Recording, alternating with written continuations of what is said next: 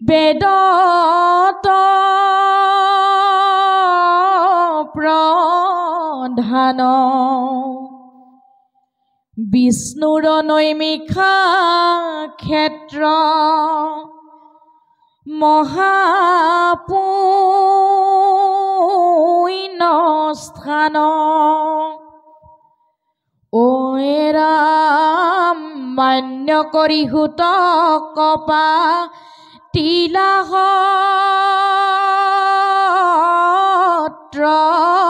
তথা হৌনক প্ৰমুখ্যে শুনে ভাগৱত কথা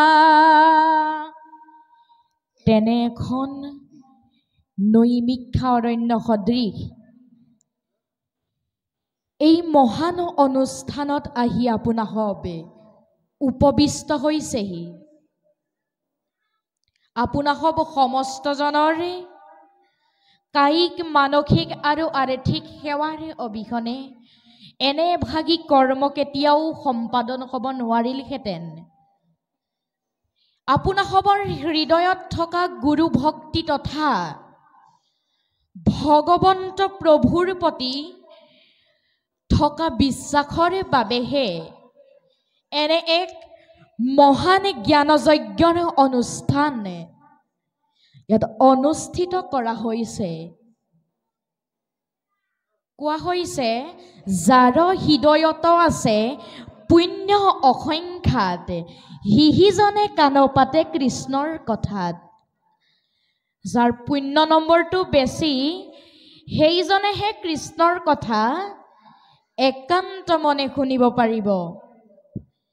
যিসকলৰ পুণ্য নম্বৰটো কম সেইসকলে কিন্তু ভগৱন্ত প্ৰভুৰ গুণনাম একান্ত মনে কেতিয়াও শ্ৰৱণ কীৰ্তন কৰিব নোৱাৰে। আপোনাৰ সমস্তৰ পুণ্য নম্বৰটো অলপ বেছি সেইবাবে কোনেও কথা পতা নাই, একান্ত মনে ভগৱন্তৰ গুণনাম শুনি আছে। আজি ইয়াত অসমৰ সিমূৰৰ পৰা সিমূৰলৈ ভক্তি ৰসৰ ধাৰা বোৱাই ৰখা পৰম পূজ্যবাদ পাঠাচাৰ্যসকলে মৌ মিঠা কণ্ঠৰে আপোনা সমস্তক ভাগৱতৰ অমৃত ৰস কৰ্ণপথেদি প্ৰৱেশ কৰাব।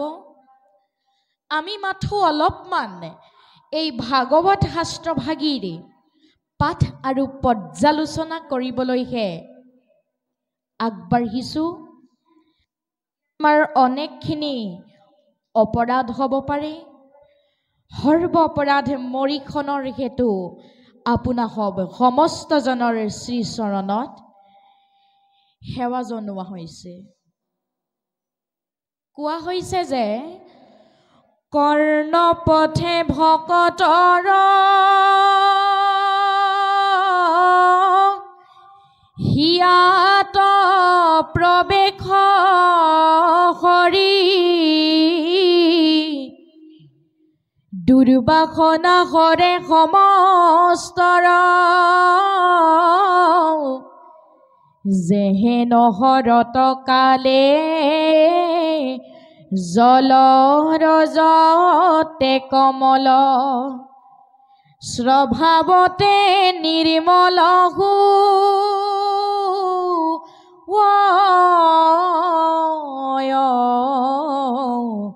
স্বভাৱতে নিৰ্মল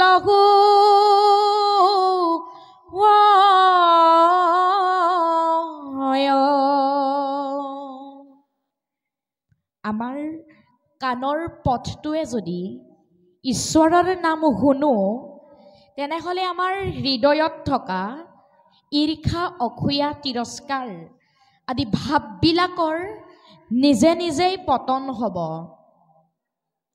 যেহেন হৰতকালে জলৰ যতে কমল স্বভাৱতে নিৰ্মল হুয়।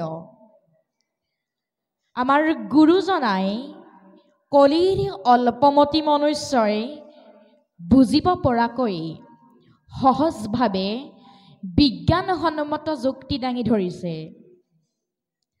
যেহেন শৰতকালে জলৰ যতে কমল স্বভাৱতে নিৰ্মল হয়। শৰৎকালৰ আগমন হোৱাৰ লগে লগে নৈ বিল জান জুৰি পানীবিলাক আপোনা আপুনি পৰিষ্কাৰ হৈ পৰে। গৰুৰ খোজ এটাত থকা পানীকণো আপোনা আপুনি পৰিষ্কাৰ হৈ পৰে। ঠিক তেনেদৰে আমি যদি একান্ত মনে ঈশ্বৰৰ নাম লওঁ, শ্ৰৱণ কীৰ্তন কৰোঁ, তেনেহ'লে আমাৰ হৃদয়ত থকা অসূয়া, অনীতি, তিৰস্কাৰ, হিংসা আদি ভাৱবিলাকৰ পতন ঘটিব। লোকশিল্পীসকলে গাই দিছে, নাম ললে নেহেৰাই ডকাইতে নিয়ে পায়, চোৰেও নিয়ে চুৰ কৰি। নাম ললে নেহেৰাই, কি নেহেৰাই? জীৱনৰ লক্ষ্যপথ নেহেৰাই। লক্ষ্যহীন জীৱন বঠাবিহীন নাওখনৰ দৰে টুলুং ভুটুং। বঠাবিহীন নাওখনক নদীৰ সোঁতে যেনিয়েই লৈ যাব, নাওখনো ঠিক তেনিয়েদি যাব। ঠিক তেনেদৰে আমাৰ লক্ষ্যবিহীন জীৱনটো বঠাবিহীন নাৱৰ দৰে, নৈৰ সোঁতে যেনিয়েই নিব তেনিয়ে আমি যাব লাগিব। গতিকে জীৱনৰ লক্ষ্য থকাটো উচিত। ডকাইতে নিনিয়ে পায়। এতিয়া ডকাইত কি? আমাৰ জীৱনৰ যিবিলাক আধ্যাত্মিক, আদি দৈবিক, আদি ভৌতিক, এইবিলাক হৈছে ডকাইত। চোৰেও নিনিয়ে চুৰ কৰি। আমি নজনাকৈ ব্যাঘিৰূপী যিবিলাক দানৱে আমাৰ নখ চুলি শৰীৰ প্ৰত্যেক দিনাই নষ্ট কৰি আহিছে, সেইবিলাকক কৈছে চোৰ। আমি যদি সঁচাকৈ গুৰু সংস্কৃতিৰ কথা ভাবোঁ, সঁচাকৈ যদি জীৱনটো কৃষ্ণ সংস্কৃতিৰ মাধ্যমেৰে আগুৱাই নিয়াৰ প্ৰয়াস কৰোঁ, তেতিয়াহ'লে নিশ্চয় আমি এই ব্যাঘিৰূপী দানৱবিলাকৰ পৰা পৰিত্ৰাণ পাব পাৰিম। এতিয়া আমি সমস্তজনে ভকতিৰ যিখন পঢ়াশালী আছে, এই ভকতিৰ পঢ়াশালীখনত নামভৰ্তি কৰিব লাগিব। যদিহে নামভৰ্তি নকৰোঁ, তেনেহ'লে প্ৰভু ভগৱন্তই আমাৰ মনুষ্য দেহটোৰ দায়িত্ব নলয়। আৰু এই ভকতি পঢ়াশালীখনৰ প্ৰথম পাৰ্টোৱেই হ'ল শৰণ বা আশ্ৰয় গ্ৰহণ কৰা। আৰু এই ভকতিৰ পঢ়াশালীখনত আমি সমস্তজনেই নাম লগাব লাগিব। তেতিয়াহে অপাৰ সংসাৰ সমুদ্ৰখন পাৰ হৈ যাব পাৰিম, নহ'লে কিন্তু নোৱাৰিম। এতিয়া দেখা যায় প্ৰত্যেকৰ ঘৰতেই পানী পৰিষ্কাৰ কৰা যন্ত্ৰটো নিশ্চয় আছে, যাক ফিল্টাৰ বুলি কয়। তাত দুডাল কেণ্ডেল থাকে পানী পৰিষ্কাৰ কৰিবৰ বাবে। ঠিক তেনেদৰে আমাৰ গুৰুজনাই আমাৰ মনুষ্য দেহটোত দুডালি কেণ্ডেল যোগ কৰি থৈ গ'ল, শ্ৰৱণ আৰু কীৰ্তনে। গুৰুজনাই কৈয়ে পেলালে, যদ্যপি ভকতি নব বিধমা ধবৰ শ্ৰৱণ কীৰ্তন আতি মহাশ্ৰেষ্ঠ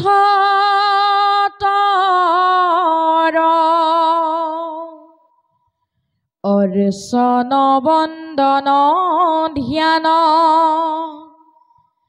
সমস্ততে হৰি যশ কীৰ্তনতে তুষ্ট হুন্ত মহা হৰি যশ কীৰ্তনতে তুষ্ট হুন্ত মহা হৰি।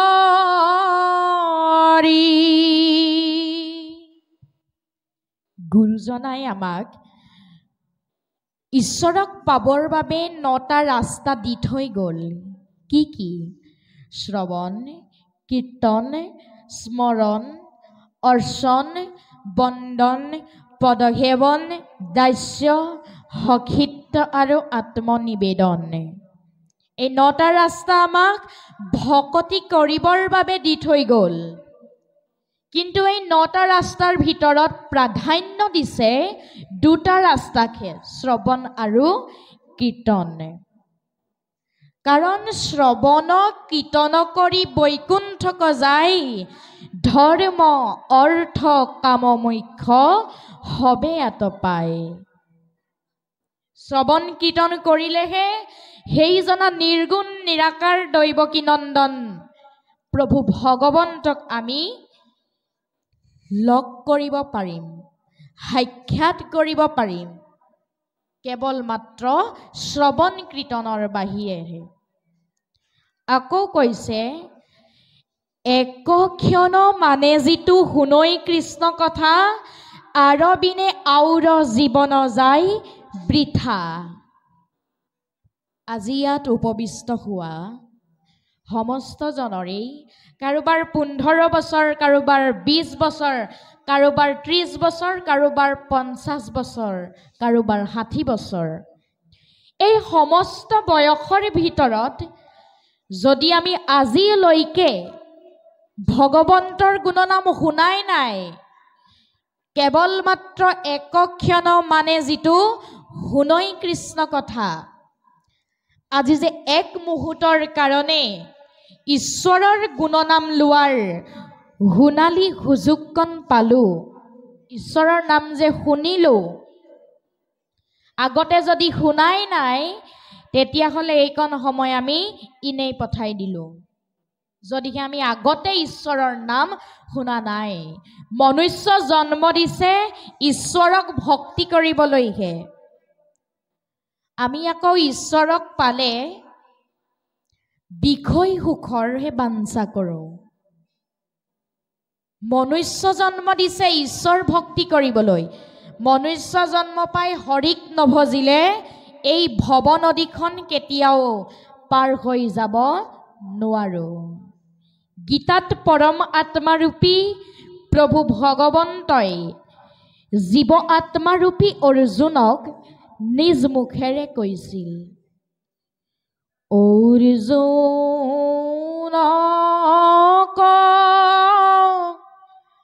সম্বোধি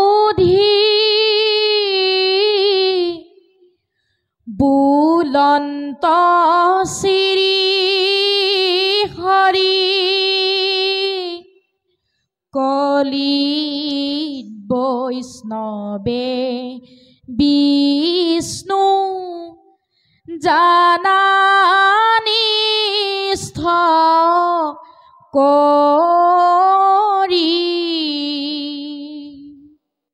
হে সখী অৰ্জুন, হে পাৰ্থ, হে ধনঞ্জয়, তুমি এটা কথা সদায় মনত ৰাখিবা, কলিযুগত নৰেই ঈশ্বৰ ভকতেই ভগৱানে, এই কথাটো মনত ৰাখিহে তুমি কৰ্ম কৰিবা।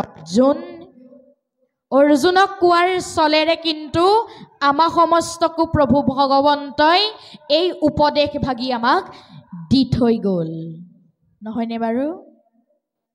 গতিকে আমি সমস্তজনে এই কথাৰ মাধ্যমেৰে আগুৱাই গ'লেহে আমি সংসাৰ তৰণৰ পথটো আচলতে বিচাৰি পাম। এতিয়া ভাগৱতৰ মংগলাচৰণৰ প্ৰথম শ্লোক ভাগত কি আছে বাৰু? প্ৰথম শ্লোক ভাগৰ আৰম্ভণিতেই আছে জন্মাদস্য, তাৰ মানে সৰ্ব কাৰণৰো কাৰণ যিজন প্ৰভু ভগৱন্তই সমস্ত জগতখনৰ স্বজন কৰোতা, পালন কৰোতা, নাশ কৰোতা, সেইজন প্ৰভু ভগৱন্তৰ নাম ভাগৱতৰ মংগলাচৰণৰ প্ৰথম শ্লোক ভাগিতেই বৰ্ণনা কৰা আছে, জন্মাদস্য। এতিয়া প্ৰভু ভগৱন্ত পৰমেশ্বৰ, সেইজনা পৰমেশ্বৰক ভজনা কৰিবলৈহে ভাগৱতে আমাক বাৰম্বাৰ কৈছে, পৰং ধীমহি। ভাগৱতৰ মংগলাচৰণৰ প্ৰথমত আৰু দ্বাদশ স্কন্ধৰ শেষত লিখা আছে সত্যং পৰং ধীমহি বুলি।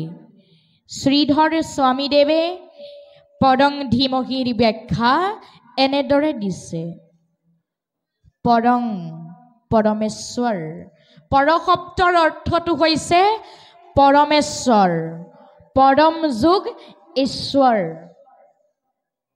এতিয়া দ্বাদশ স্কন্ধৰ শেষত লিখা আছে তস্যদং বিমলং বিশুকমলং সত্যং পৰং ধীমহি বুলি, এই বুলি উল্লেখ কৰা আছে। এতিয়া ভাগৱতৰ আৰম্ভণিৰ শ্লোক ভাগেনো কি কৈছে? জন্মাদস্য, যিজনা প্ৰভু ভগৱন্ত সৰ্ব কাৰণৰো কাৰণে, যিজনা প্ৰভু ভগৱন্তই নিজৰ লীলা চৰিত্ৰসমূহ প্ৰচাৰ কৰিবৰ বাবে জন্মগ্ৰহণ কৰিছিল,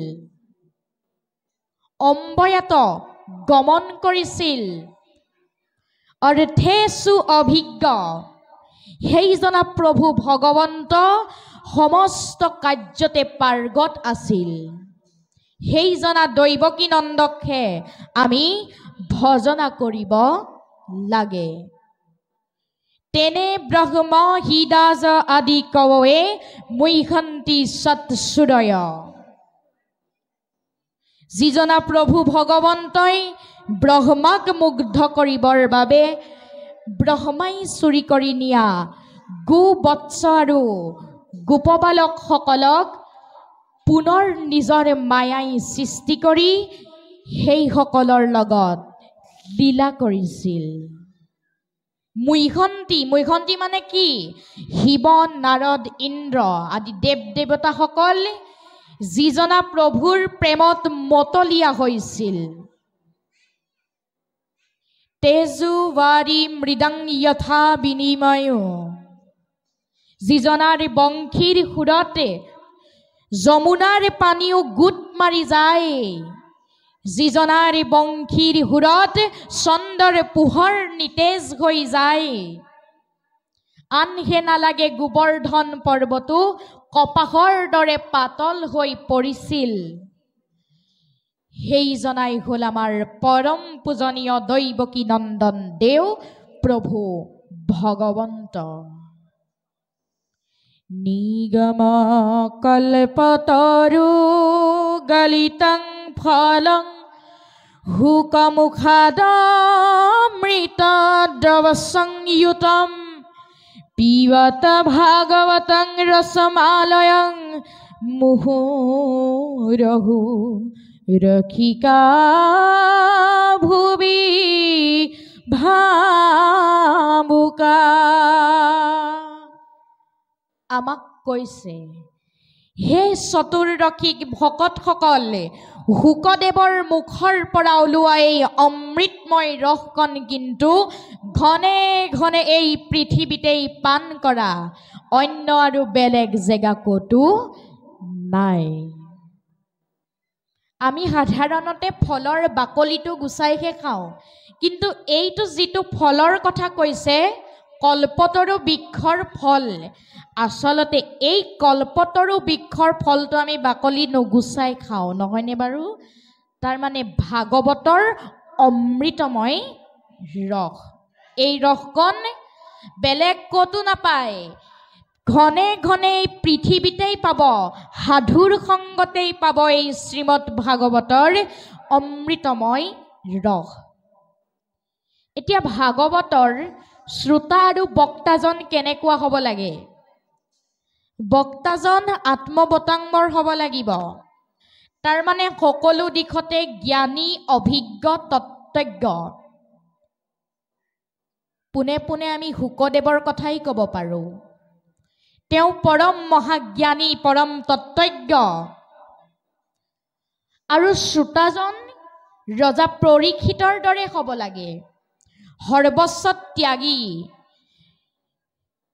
যিজন সহাগৰা ধৰণীৰ গৰাকী হৈও সমস্ত ত্যাগ কৰিছিল সেইজনা ৰজা পৰীক্ষিতৰ দৰেহে আমাৰ শ্ৰোতা সমস্ত হ'ব লাগে ইনে আকৌ আমি ত্যাগী ত্যাগী বুলি কৈ থাকিলে হ'ব জানো নহ'ব যিজনা ৰজা পৰীক্ষিতৰ ৰাজসভাত অত্ৰি বশিষ্ঠ নাৰদ আদি মহান তত্ত্বজ্ঞ ব্যক্তিসকল বহি থকাৰ স্বৰতেও তেওঁ সৰ্বস্ব ত্যাগী গতিকে ৰজা পৰীক্ষিতৰ নিচিনা কোনোবা ত্যাগী আছে জানো নাই গতিকে আমাৰ শ্ৰোতা সমস্ত পৰীক্ষিতৰ দৰে হ'ব লাগিব আৰু বক্তাজন হুকদেৱৰ দৰে হ'ব লাগিব আত্মবতাংবৰ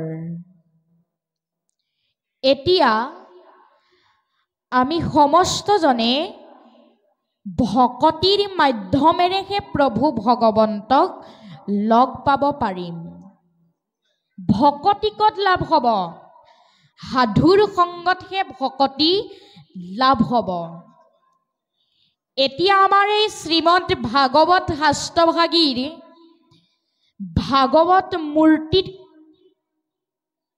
কি আছে বাৰু ভাগৱত মূৰ্তিত বৰ্ণনা কৰা আছে প্ৰথম দ্বিতীয় স্কন্ধে শৰণ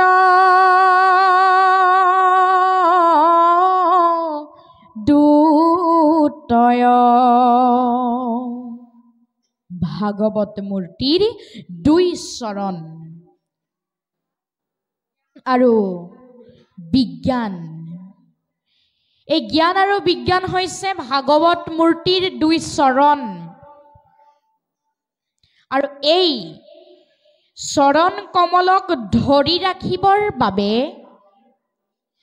তৃতীয় চতুৰ্থে যাৰ ভয়ায়ুৰুদয়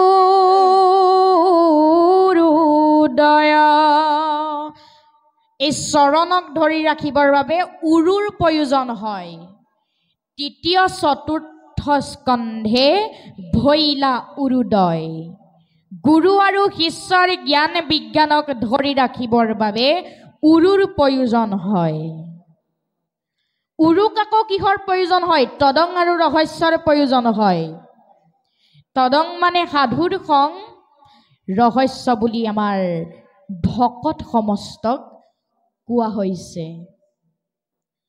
নাভি দেখে পঞ্চমে হস্তক্ষেপ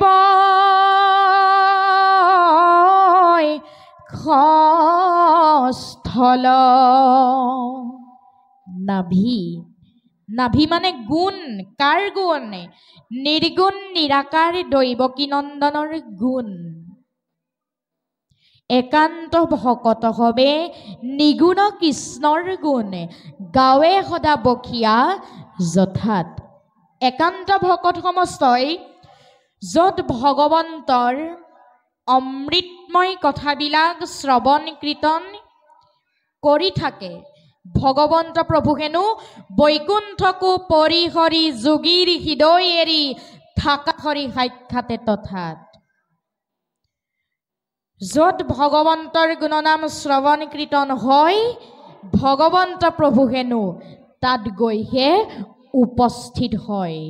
মহা মহা যোগীৰ হৃদয়তো ৰৈ নাথাকে, তেওঁ বৈকুণ্ঠতো ৰৈ নাথাকে, তেওঁৰ নাম লোৱা ঠাইত সি উপস্থিত হয়হি। এতিয়া বক্ষস্থল বুলি কৈছে, নাভি দেখে পঞ্চমে ষষ্ঠকে বক্ষস্থল। বক্ষস্থল মানে আমাৰ হৃদয়ৰ কথা কোৱা হৈছে। যিখন হৃদয়ত দৈৱকী নন্দন দেৱ প্ৰভু ভগৱন্তই বাস কৰিব, সেইখনক শুদ্ধ হৃদয় বুলি কোৱা হয়। লেতেৰা হৃদয়ত কিন্তু প্ৰভু ভগৱন্তই বাস নকৰে। নাভি দেখে পঞ্চমে ষষ্ঠকে বক্ষস্থল,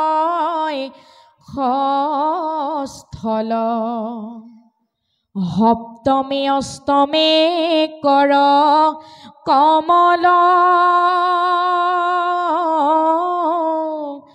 যুগল। কৰ তাৰ মানে হাতৰ কথা কোৱা হৈছে। আমি দুয়োখন হাত একলগ কৰি ভগৱন্ত প্ৰভুৰ শ্ৰীচৰণত সেৱা কৰিব লাগিব, প্ৰাৰ্থনা কৰিব লাগিব, নমস্কাৰ কৰিব লাগিব। তেতিয়াহে হেনো আমি তেওঁক লগ পাব পাৰিম। দুইখন হাত যুগল বুলি কোৱা হৈছে। কমল যুগল, হাত দুখন পদুম ফুলৰ দৰে কৰজোৰ কৰি ভজনা কৰিব লাগিব। গতিকে আমি সমস্তজনে ভকতি কৰি এই ভকতিৰ মাধ্যমেৰে ভগৱন্ত প্ৰভুক লগ পাম। এতিয়া সেৱা কৰিলে কি কষ্ট লাভ কৰিব আপোনাৰ সমস্তই? যদি ভগৱন্তক পূজা অৰ্চনা কৰে কি কষ্ট লাভ কৰিব? সেৱা কৰাৰ কষ্ট লাভ কৰিব। হস্ত মানে হাত, আৰু সেই হাত দুখনে তেৰাৰ চৰণ কমলত আমি সমস্তজনে সেৱা প্ৰাৰ্থনা কৰিব লাগিব। কণ্ঠ দেখে নৱমেদ খমে যা ৰতুণ্ড, একাদশে ললাট দোৱা দশে ভৈলা মুণ্ড।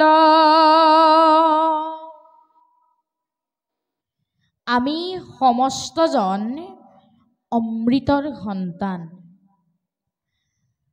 অমৃতৰ সন্তান হৈ যদি আমি সমস্তজনে গুৰুজনাই দিয়া উপদেশসমূহ মানি নচলি বিপথে পৰিচালিত হওঁ, তেনেহ'লে আমি সমস্তজনে নিজকে অমৃতৰ সন্তান বুলি সমাজখনতে চিনাকি দিব পাৰিম জানো?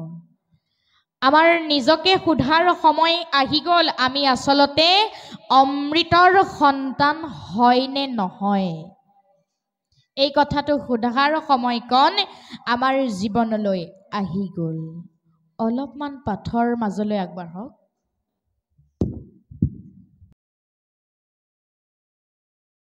ভ-ক-ত তিনিটা অক্ষৰ। এই তিনিটা অক্ষৰেনো কি বুজাইছে? ভটোৱে কৈছে ভ শব্দে ভগৱন্ত ভয় বিমোচন, ভজন ভক্তিতে তুষ্ট হুয় যিজন। ভ অক্ষৰটোৱে কৈছে যিজনা প্ৰভু ভগৱন্তক ভজনা কৰিলে তুষ্ট হয়। ভাগৱতে যিজনা প্ৰভু ভগৱন্তক ভজনা কৰিবলৈ উপদেশ দিছে, আমি আচলতে সেইজনা ঈশ্বৰকহে ভজনা কৰিব লাগে। বহুত জেগাত আমাক প্ৰশ্ন কৰে খানাই কিয়? জটিল প্ৰশ্ন। ঈশ্বৰক পাবলৈ হ'লে ঈশ্বৰৰ দৰে নিৰ্গুণ নিৰাকাৰ নিৰাময় হ'ব লাগিব। অসমীয়া দেখাৰ কথা আছে, সাপেহে সাপৰ ঠেং দেখে। কোনোবাই সাপৰ ঠেং দেখিছে নেকি বাৰু? নাই দেখা। ঠিক তেনেদৰে নিৰ্গুণ নিৰাকাৰ ঈশ্বৰক পাবলৈ আপুনিও আমিও নিৰ্গুণ নিৰাকাৰ হ'ব লাগিব। অবিভক্ত ঈশ্বৰ হৰি কি মতে পূজিবা তাংক ব্যাপকত কিবা বিসৰ্জন এটা অন্ত মূৰ্তি শূন্য কেন মতে চিন্তিবা ৰাম বুলি শুদ্ধ কৰা মন ৰাম বুলি শুদ্ধ কৰা মন। ঈশ্বৰক পাবলৈ হ'লে মূৰ্তি শূন্য হ'ব লাগিব। যদিহে আমি মূৰ্তি শূন্য নহওঁ ঈশ্বৰক কেতিয়াও লগ নাপাওঁ। ঈশ্বৰক পাবলৈ আমি মূৰ্তি শূন্য হ'ব লাগিব, নিৰ্গুণ হ'ব লাগিব। এক দেও এক হেও এক বিনে নাইকেও এজনেই দেৱতা সেইজনকেই ভজনা কৰক। সেইজন কোন? নিৰ্গুণ নিৰাকাৰ প্ৰভু পৰম ব্ৰহ্ম। সেইজনাকহে আমি সমস্তজনে ভজনা কৰিব লাগে। এইটো হ'ল ভ আখৰটোৰ বৈশিষ্ট্য। এতিয়া ক আখৰটোৱে কি বুলি কৈছে? ক শব্দে কৃষ্ণ ভজি পবিত্ৰ পৰম আত্মাতমানন্ত কৃষ্ণ সমস্ততে সম। এতিয়া আমাৰ আত্মাৰ কোনো পাৰ্থক্য নাই, দেহৰহে পাৰ্থক্য আছে। কাৰণ দেহৰ মতা আছে, মাইকী আছে, ওখৰ আছে, চাপৰ আছে, শকত আছে, ক্ষীণ আছে, আপোন আছে, পৰ আছে, শ্ৰুত আছে, বৰ আছে। এইবিলাক দেহৰহে ধৰ্ম, আত্মাৰ ধৰ্ম নহয়। আত্মা সকলোতে সমভাৱে বিৰাজমান। গুৰি পৰুৱাটো যিমান আছে হাতীটোতো সমানেই আছে। আত্মা সমস্ততে বিৰাজমান। আপোনাৰ গাত যিমান আছে আমাৰ গাতো সমানেই আছে। আমি এতিয়া এইবিলাক যিবিলাক বস্তু চকুৰে দেখি আছো এইবিলাক হ'ল মায়াৰ বস্তু, স্থায়ী বস্তু নহয়। স্থায়ী বস্তুনো কোনবিলাক? গুৰু বস্তু স্থায়ী, দেও বস্তু স্থায়ী, নাম স্থায়ী, ভকত স্থায়ী। পৃথিৱী চন্দ্ৰ সূৰ্য গ্ৰহ নক্ষত্ৰ থকালৈকে গুৰু থাকিব, দেও থাকিব, নাম থাকিব, ভকত থাকিব। কিন্তু এইবিলাক চকুৰে যি বস্তু দেখি আছো সেইবিলাক কিন্তু মায়াৰহে বস্তু। স্থায়ী বস্তু সেইবিলাকহে। এতিয়া পাৰিলে কাৰোবাক অকণমান হ'লেও উপকাৰ কৰক, কিন্তু কাকো কেতিয়াও হিংসা কৰিব নাপায়। হিংসা ভাৱটো মনলৈ আনিব নাপায়। আমি হিংসা ভাৱ ত্যাগ কৰিব লাগিব। এইটোৱে ক আখৰটোৰ বৈশিষ্ট্য। ইয়াৰ পাছত ত আখৰটোৰ বৈশিষ্ট্য হৈছে ত শব্দে তৰণৰ উপায় হৰণ হৃদয় মধ্যত ধৰে কৃষ্ণৰ চৰণ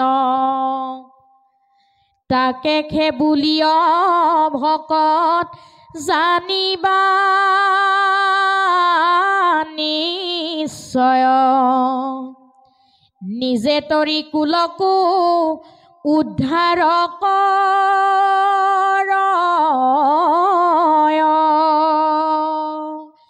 ত আখৰটোৱে কৈছে ভকত সেইজনহে যিজন নিজেও উদ্ধাৰ হয়, নিজৰ লগতে বাকী সমস্তকো উদ্ধাৰ কৰি নিয়ে। এইটোৱে হৈছে ভকত। তিনিটা অক্ষৰৰ মূল বৈশিষ্ট্য। সাধুৰ বৈশিষ্ট্য কি? মূৰ সুনিৰ্মল কথা কহন্ত শুনন্ত। সাধুসকলে কি কৰে? য'ত ভগৱন্তৰ গুণনাম লৈ থাকে তেওঁলোক হেনো তাত গৈহে উপস্থিত হয়গৈ। এতিয়া ভাগৱত চাৰিটা অক্ষৰ। এতিয়া ভা মানেনো কি, গ মানেনো কি, ৱ মানেনো কি, ত মানেনো কি? কোৱা হৈছে ভা মানে পোহৰ দিয়া, যি শাস্ত্ৰত পাই।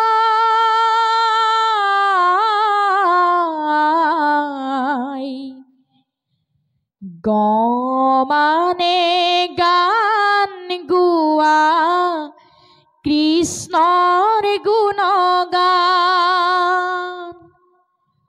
ৱ মানে বৰ্তি থকা চাৰি বেদৰ সাৰ।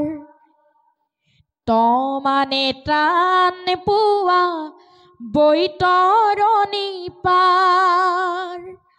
ও ভাগৱত মহাভাগৱত, ভাগৱতৰ বিনে আৰু উত্তম শাস্ত্ৰ নাই। ভগৱন্তৰে বাংময় মূৰ্তি, ভাগৱত সদায়। ভগৱন্তৰ বাংময় মূৰ্তি, ভাগৱত সদায়। ভা মানে পোহৰ দিয়া, যি শাস্ত্ৰই কোটি সূৰ্য সম পোহৰ দিয়ে, আমি আকৌ এটা সূৰ্যৰ পোহৰতহে জীৱন ধাৰণ কৰি আছো। গ মানে গান গোৱা, যি শাস্ত্ৰত সনক সনন্দ সনত কুমাৰ আৰু সনাতন এই চাৰি সিদ্ধই প্ৰভু ভগৱন্তৰ গুণনাম লৈ থাকে। তাৰ অৰ্থ বুজাবলৈ গ অক্ষৰটো যোগ কৰি দিয়া হৈছে। ৱ মানে বৰ্তি থকা, যি শাস্ত্ৰত মানে বেদৰ সাৰ যোগ হৈ আছে। ত মানে ত্ৰাণ পোৱা, যি শাস্ত্ৰত শ্ৰৱণ কীৰ্তন কৰিলে জীৱই তৰণৰ পথ বিচাৰি পায়। ইয়াৰ অৰ্থ বুজাবলৈ চাৰিওটা অক্ষৰ যুক্ত হৈ ভাগৱত শাস্ত্ৰৰ ৰূপ গ্ৰহণ কৰিছে এনেদৰে।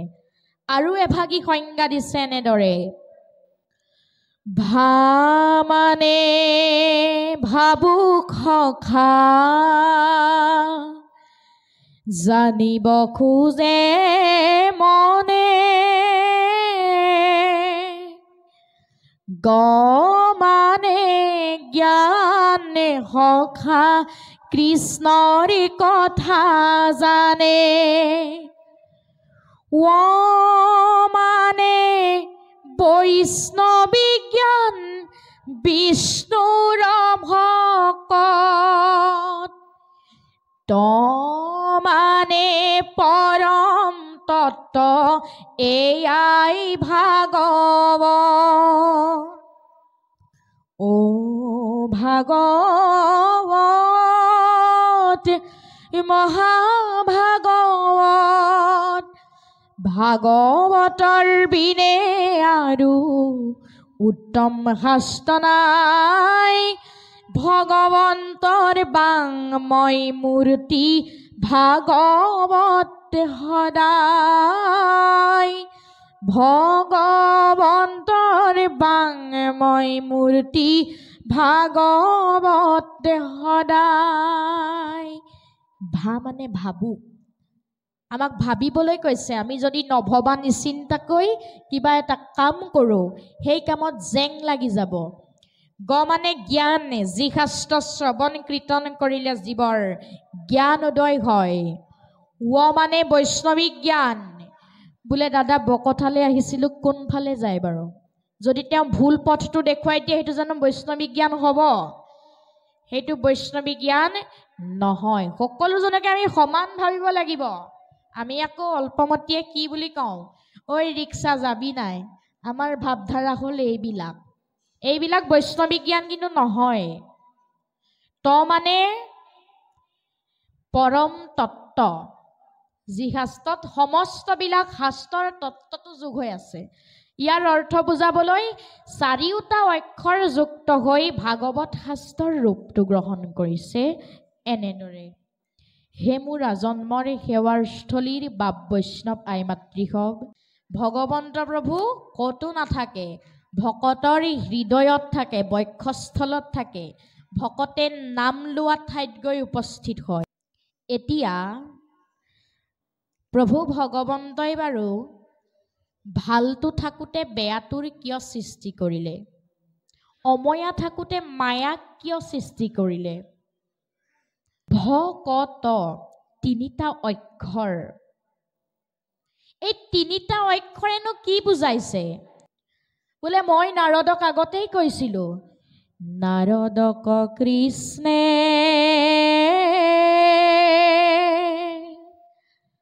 আসন্ত কৈ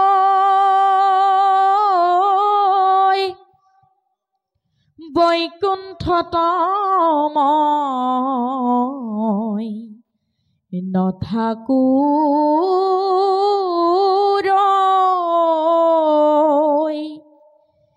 যোগী ৰুহিয়া এৰি সমুদায়,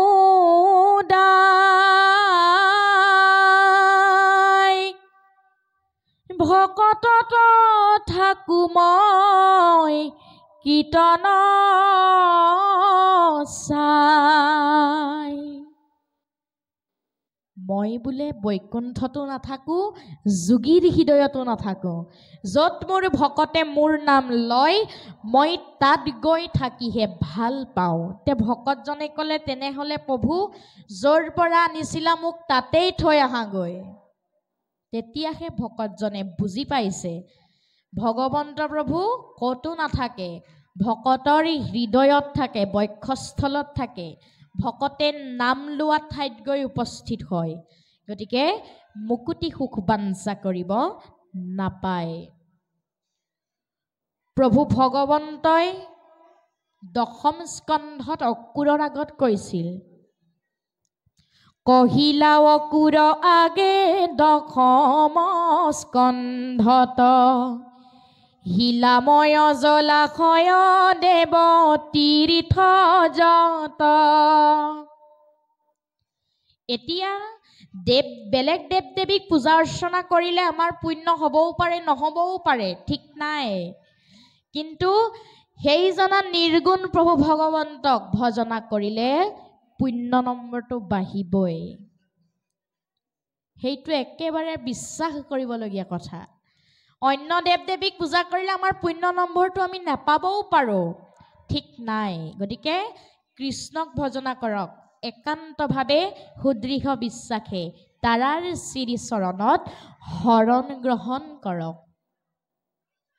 আমাৰ গুৰুজনাই কৈ থৈ গৈছে, কি বুলি কৈছে? কাণ দুই থাকন্তে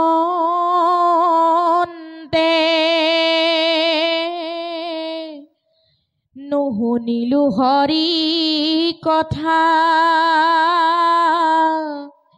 দুই গৰেত ভাৰ বহিলো বৃথা। কাণ দুখন দিছিল হৰিৰ নাম শুনিবলৈ, আমি নুশুনিলো। তেনেহ'লে আমাৰ এই কাণ দুখনৰ দুটা গাঁতহে আমি ভাৰ বৈ থকাৰ দৰে হ'ল বুলি কৈছে। জিভা মোৰ থাকন্তে ন লৈলো ৰাম নাম, ভেকুলীৰ জিভা যেন আচকুন কাম। জিভাখন দিছিল ৰাম নাম ল'বলৈ, আমি আকৌ নললো। আমাৰ জিভাখন ভেকুলীৰ জিভাৰ দৰে হৈ পৰিল বুলি কৈছে। আকৌ কৈছে, পাৱ দুই থাকন্তে ন গৈলো ক্ষেত্ৰ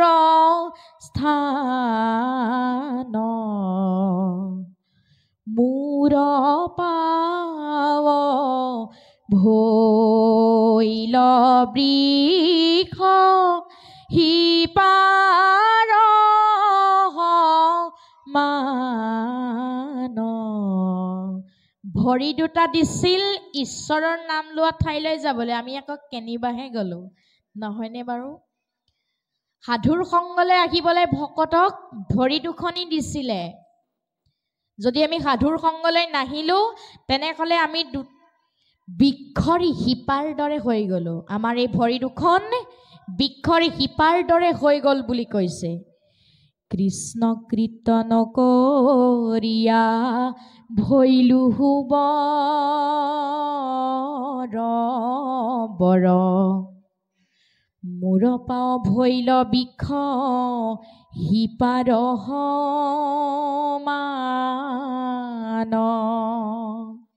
কৃষ্ণৰ গুণনাম নললো সেইবাবে ভৰি দুখন কি হল বৃক্ষৰ শিপাৰ দৰে হৈ থাকিল বুলি আমাক শ্ৰীমদ ভাগৱত শাস্ত্ৰভাগীয়ে সিদ্ধান্ত দিছে এতিয়া প্ৰভু ভগৱন্তই বাৰু ভালটো থাকোঁতে বেয়াটোৰ কিয় সৃষ্টি কৰিলে অময়া থাকোঁতে মায়াক কিয় সৃষ্টি কৰিলে বহুতে কয় ঈশ্বৰে বেয়াটো সৃষ্টি কৰিব নালাগিছিল ঈশ্বৰে কিয় বেয়াটো সৃষ্টি কৰিলে ঈশ্বৰে মায়া মাতৃক কিয় সৰ্জন কৰিলে ঈশ্বৰে যদি বেয়াটো সৃজন নকৰিলেহেঁতেন আমি কোনটো ভাল কোনটো বেয়া কেনেদৰে বিবেচনা কৰিলোহেঁতেন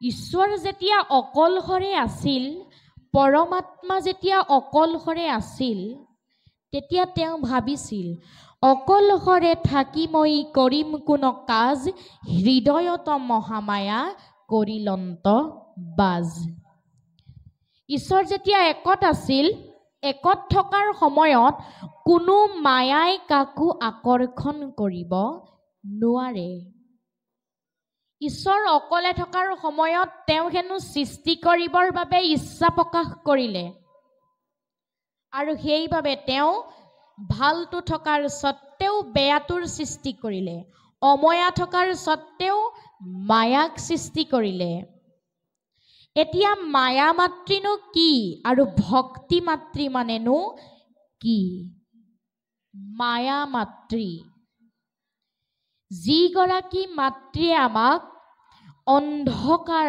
পথটো দেখুৱাই দিয়ে ঈশ্বৰে জীৱ বৃদ্ধিৰ কাৰণে মায়া মাতৃক সৰ্জন কৰিলে আৰু জীৱসমূহে তৰণৰ পথ পাবৰ বাবে আচলতে ভক্তি মাতৃক সৃজন কৰিলে এতিয়া ভক্তি মাতৃনো কি যিগৰাকী মাতৃয়ে আমাক শুদ্ধ পথটো দেখুৱাই সেয়াই হল ভক্তি মাতৃ ভক্তি মাতৃয়ে আমাক কয় বেয়াটো চোৱা বেয়াটোৰ তোমাৰ শৰীৰত আছে নেকি যদিহে আছে তেনেহলে অতি সোনকালে তুমি বেয়াটো ত্যাগ কৰি দিয়া এই বিষয়ে আমাক মায়া মাতৃয়ে নকয় কয় কোনে ভক্তি মাতৃয়ে এই বিষয়ে আমাক জ্ঞান দিয়ে ঈশ্বৰ দুভাগত বিভক্ত হৈ থাকে ঈশ্বৰে যেতিয়া মায়া মাতৃৰ আশ্ৰয় লৈ থাকে তেতিয়া তেওঁ দুভাগত বিভক্ত হৈ থাকে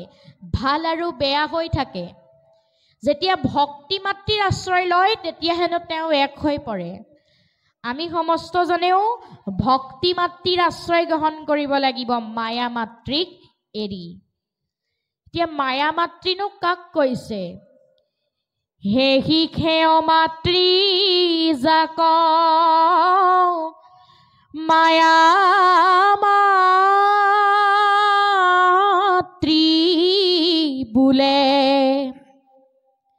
যাক হন্তে পৰি মাক লাগে মায়া জালে অমাতৃৰ বাবেহে আমি মায়াৰ জালত পৰিবলগীয়া হৈছে অজ্ঞানয় বিদ্যা জাত হন্তেও পজয় ঘূৰত মুমুহে জাত হন্তে বান্ধি থয় যাৰ দ্বাৰা অজ্ঞান আৰু অবিদ্যা উপজে তমুগুণে মনটো বান্ধি থয় সেয়াই হ'ল মায়া মাতৃ গতিকে আমি সমস্তজনে মায়া মাতৃৰ আশ্ৰয় এৰি একান্তভাৱে ভক্তি মাতৃৰহে আশ্ৰয় ল'ব লাগিব এতিয়া প্ৰভু ভগৱন্তই বাৰু আমালৈ চাই কিয় হাঁহি থাকে প্ৰভু ভগৱন্তই কিয় হাঁহি থাকে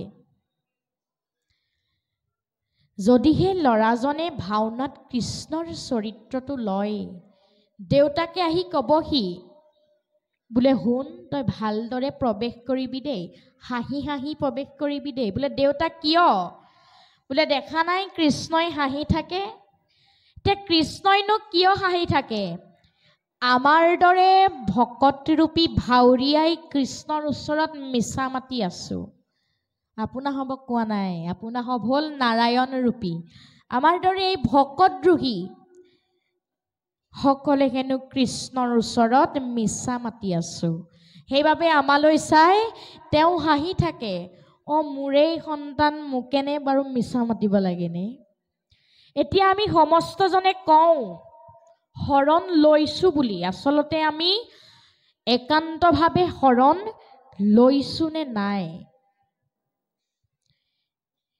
আমাৰ আকৌ কিছুমান কথা ভাবিহে শৰণ দিয়া হয় যে ছোৱালীগৰাকী বিয়া দিবৰ হ'ল যদিহে শৰণ ভাগি নিদিয়াও কোনেও বিয়া খাবলৈ নাহিব ইতিমধ্যে পুত্ৰয়ো কন্যা আনি ঘৰত সোমোৱাবহি হ'ল শৰণ ভাগি নিদিলে কোনেও তাৰ বিয়া খাবলৈ নাহিব সেই ভাবিহে শৰণ দিয়া হয় আমি শৰণ লৈছো বুলি কৈছো আমিতো সদায় গাই থাকো কি বুলি গাওঁ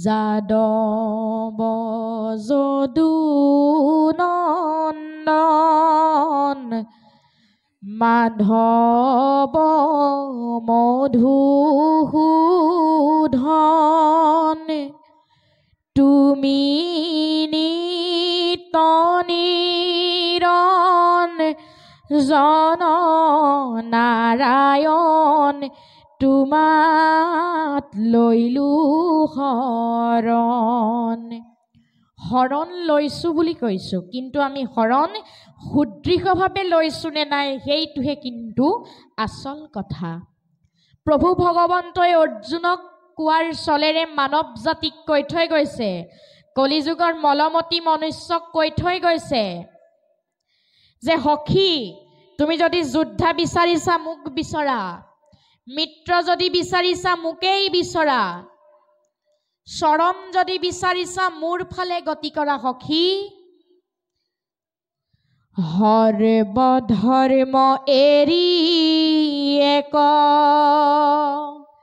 শৰণ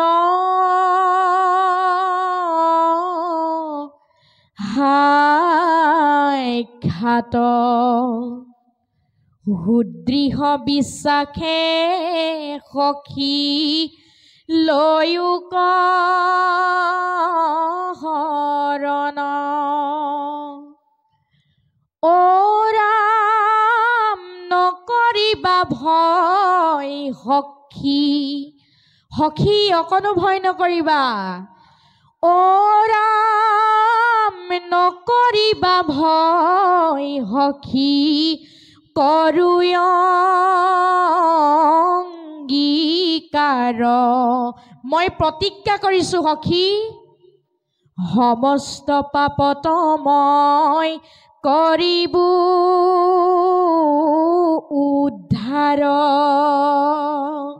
সখী তুমি যি কৰ্মই নকৰা মোক অৰ্পণ কৰি কৰিবা যদিহে মোক অৰ্পণ কৰি কৰ্ম কৰা তেতিয়া তোমাক কোনেও বাধা বিঘিনি দিব নোৱাৰে একো পাপে তোমাক চুব নোৱাৰে খালি যি কৰ্মই নকৰা মোক অৰ্পণ কৰি কৰিবা মোক অৰ্পণ নকৰি কিন্তু কৰ্ম নকৰিবা সখী মোক অৰ্পণ কৰিলে মহা মহা বিঘিনি সমূহৰ পৰাও তুমি পৰিত্ৰাণ পাই যাবা গতিকে আমি সমস্তজনে যি কৰ্মই নকৰোঁ প্ৰভু ভগৱন্তৰ শ্ৰীচৰণত অৰ্পণ কৰিহে আমি আচলতে কৰ্ম কৰিব লাগিব। এতিয়া হেনো আমাৰ এই মহাপুৰুষ গুৰুজনাই ভাগৱত শাস্ত্ৰভাগী কিয় লিখিলে? হৰি হৰি বোলা পুৰুষ উদ্ধাৰা, ৰাম ৰাম বোলা পুৰুষ উদ্ধাৰা। ইয়াত পুৰুষ শব্দটোৱে জীৱক বুজাইছে। জীৱ মাত্ৰেই পুৰুষ, দেহ মাত্ৰেই প্ৰকৃতি। আমি আচলতে হৈছোঁ সমস্তজন পুৰুষ। আৰু এই পুৰুষৰ সংকল্পৰ ওপৰত অৰ্থাৎ আত্মাৰ সংকল্পৰ ওপৰত নিৰ্ভৰ কৰি ভক্তিক কেইবাটাও ভাগত বিভক্ত কৰা হৈছে। পৰক মাৰিবে প্ৰতি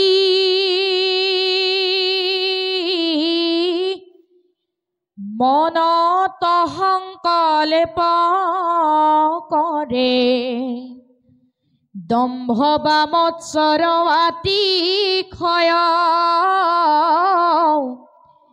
এহি মতে ভক্তিমূত কৰিলে তামস হয়, ক্ৰোধ ভেদ তিনিতে আশ্ৰয়,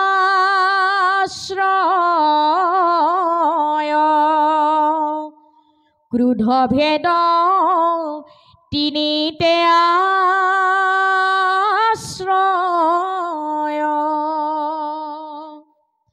ধৰি লওক আপুনি ওচৰৰ গাঁওখনলৈ গৈছিল, কিবা কাৰণত আপোনাক মনোমালিন্য ঘটি কোনোবাই মাৰপিট কৰিলে বা অপমান কৰিলে, আপুনি সহি সামৰি ঘৰলৈ গুচি আহিলে।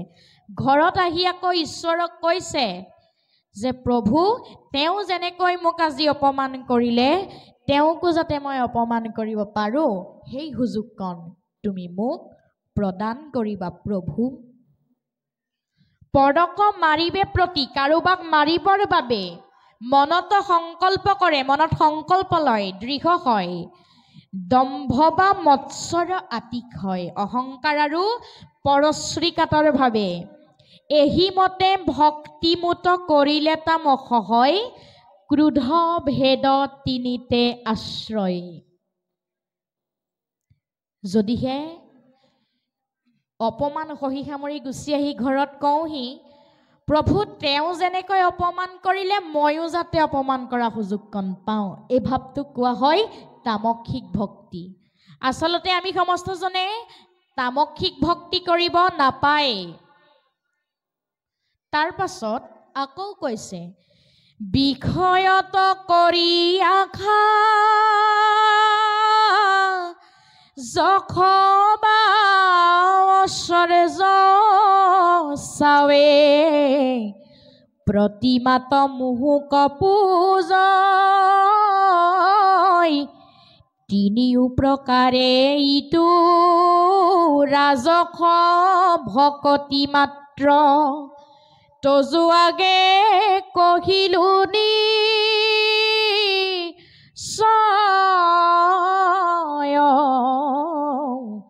তজু আগে কহিলো নিশ্চয়।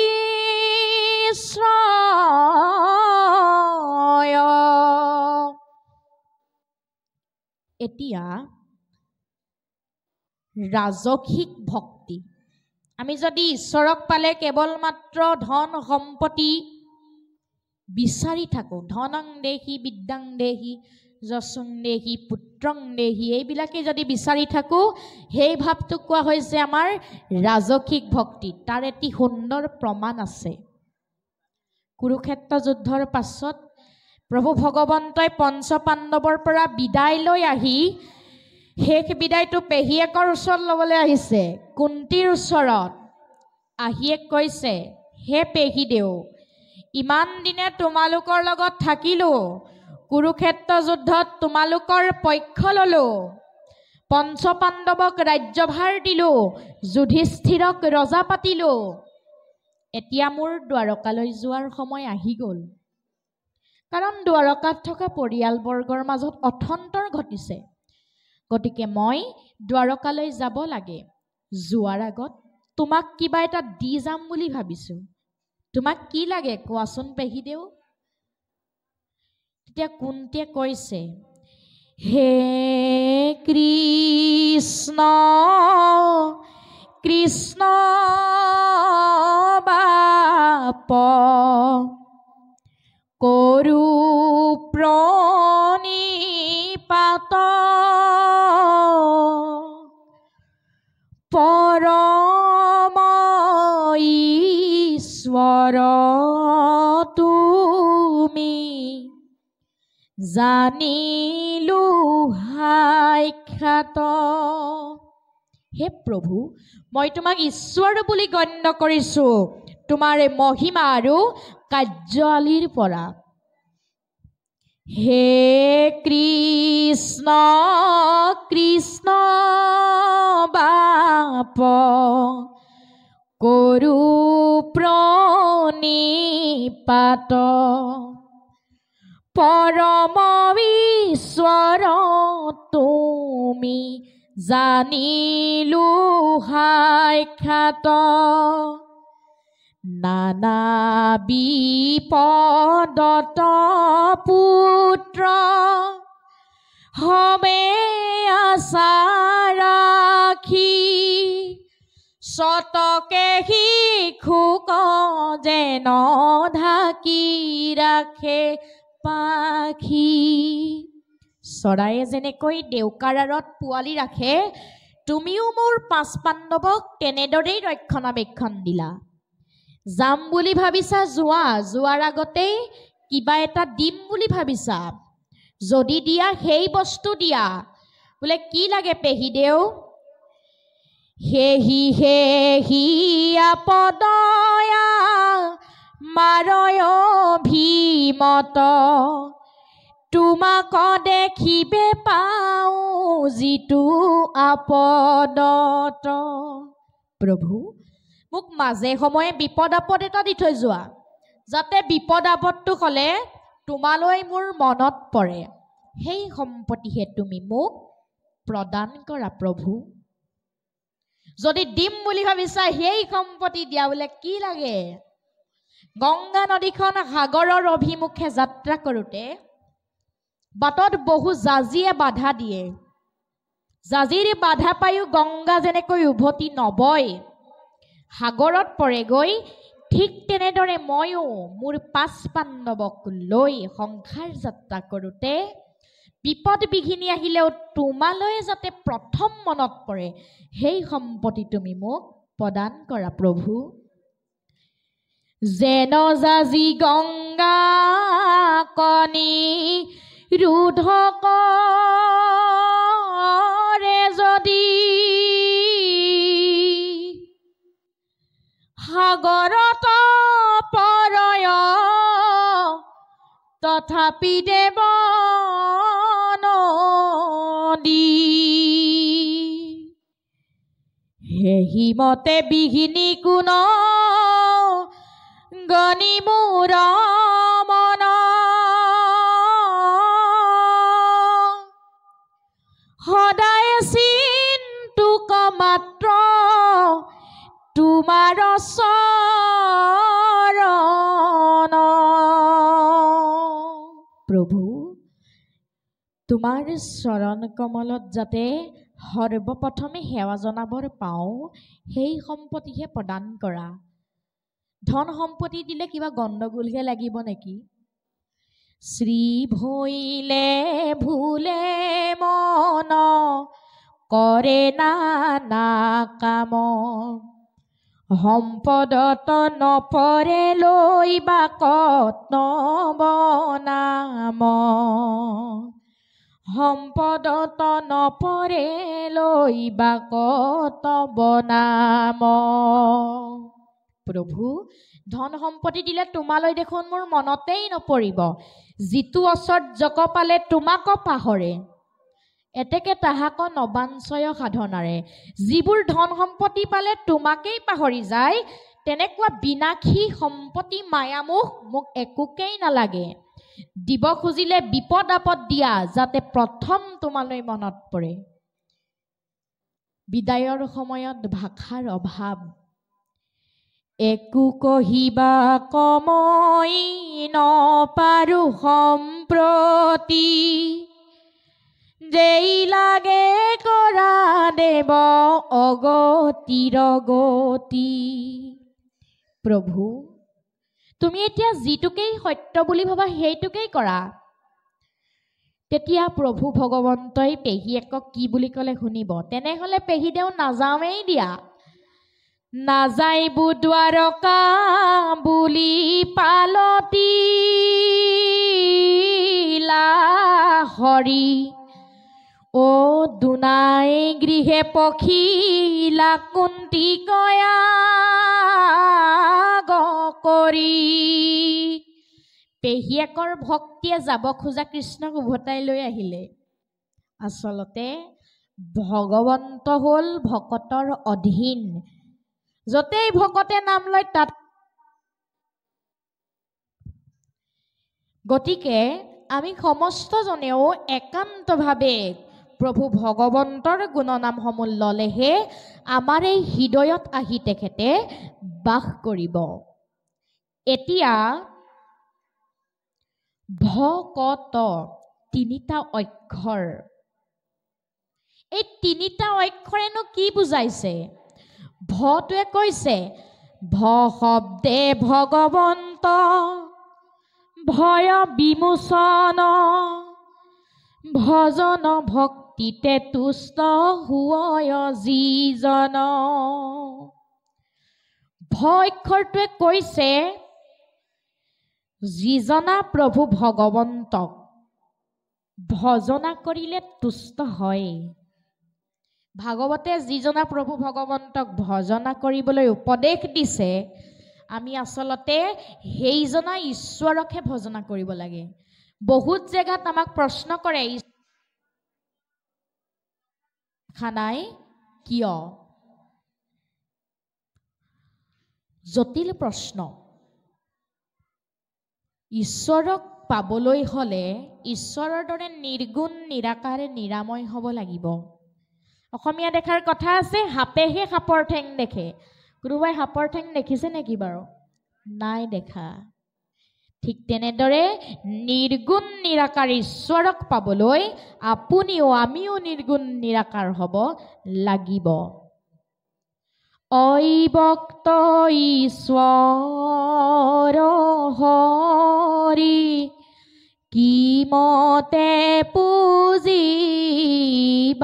তাংক ব্যাপকত কিবা বিসৰ্জন এটা অন্ত মূৰ্তি শূন্য কেন মতে চিন্তিবা ৰাম বুলি শুদ্ধ কৰা মন ৰাম বুলি শুদ্ধ কৰা মন। ঈশ্বৰক পাবলৈ হ'লে মূৰ্তি শূন্য হ'ব লাগিব। যদিহে আমি মূৰ্তি শূন্য নহওঁ ঈশ্বৰক কেতিয়াও লগ নাপাওঁ। ঈশ্বৰক পাবলৈ আমি মূৰ্তি শূন্য হ'ব লাগিব, নিৰ্গুণ হ'ব লাগিব। এক দেও এক হেও এক বিনে নাই কেও এজনেই দেৱতা সেইজনকেই ভজনা কৰক। সেইজন কোন? নিৰ্গুণ নিৰাকাৰ প্ৰভু পৰম ব্ৰহ্ম। সেইজনাকহে আমি সমস্তজনে ভজনা কৰিব লাগে। এইটো হ'ল ভ আখৰটোৰ বৈশিষ্ট্য। এতিয়া ক আখৰটোৱে কি বুলি কৈছে?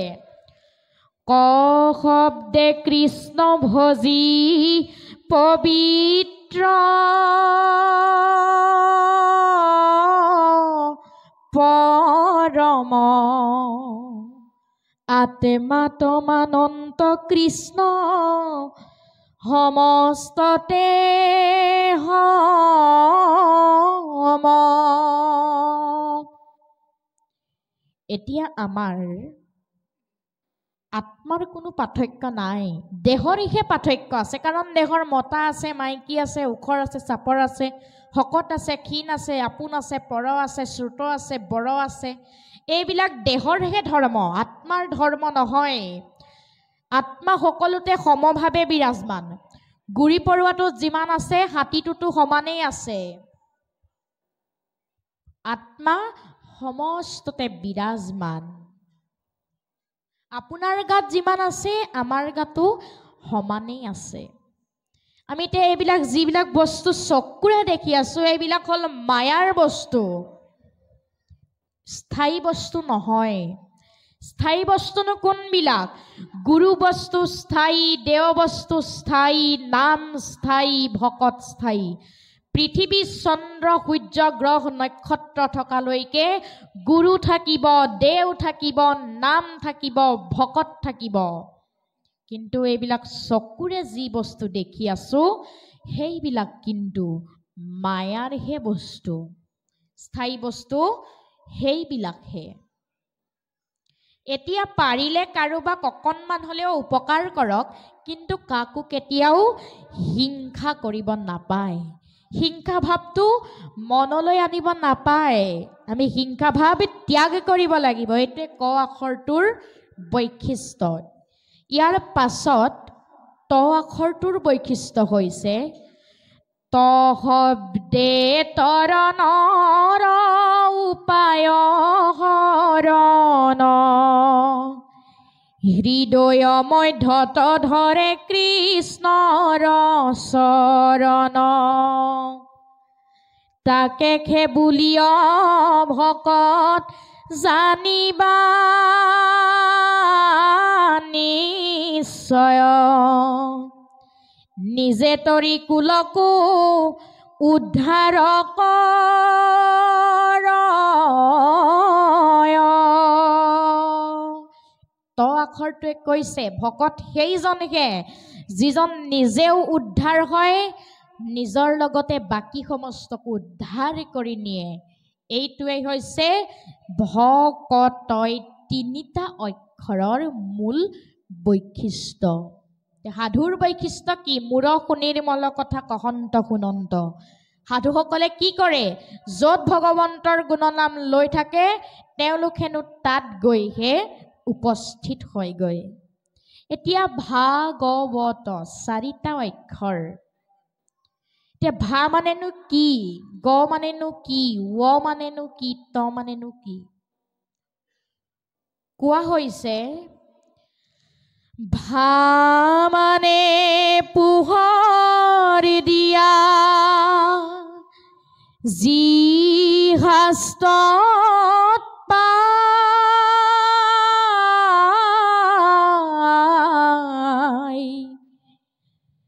গ মানে গান গোৱা, কৃষ্ণৰ গুণগান।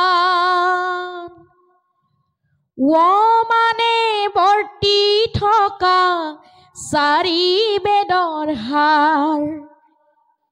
ত মানে ত্ৰাণ পোৱা বৈতৰণি পাৰ। ও ভাগৱত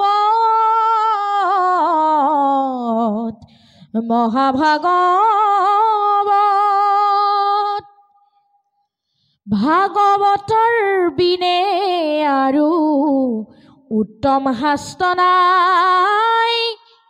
ভগৱন্তৰে বাংময় মূৰ্তি, ভাগৱত সদায়। ভগৱন্তৰ বাংময় মূৰ্তি, ভাগৱত সদায়। ভা মানে পোহৰ দিয়া, যি শাস্ত্ৰই কোটি সূৰ্য সম পোহৰ দিয়ে। আমি আকৌ এটা সূৰ্যৰ পোহৰতহে জীৱন ধাৰণ কৰি আছো। গ মানে গান গোৱা, যি শাস্ত্ৰত সনক, সনন্দ, সনত কুমাৰ আৰু সনাতন এই চাৰি সিদ্ধই প্ৰভু ভগৱন্তৰ গুণনাম লৈ থাকে। তাৰ অৰ্থ বুজাবলৈ গ অক্ষৰটো যোগ কৰি দিয়া হৈছে।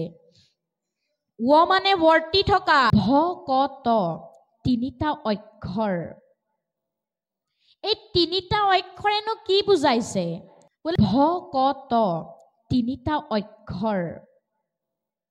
এই তিনিটা অক্ষৰেনো কি বুজাইছে? মানে বেদৰ হাৰ যোগ হৈ আছে।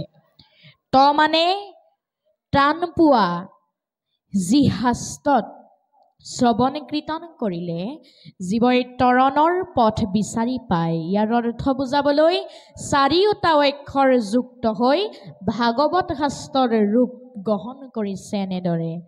আৰু এভাগী সংজ্ঞা দিছে এনেদৰে, ভা মানে ভাবুক সখা,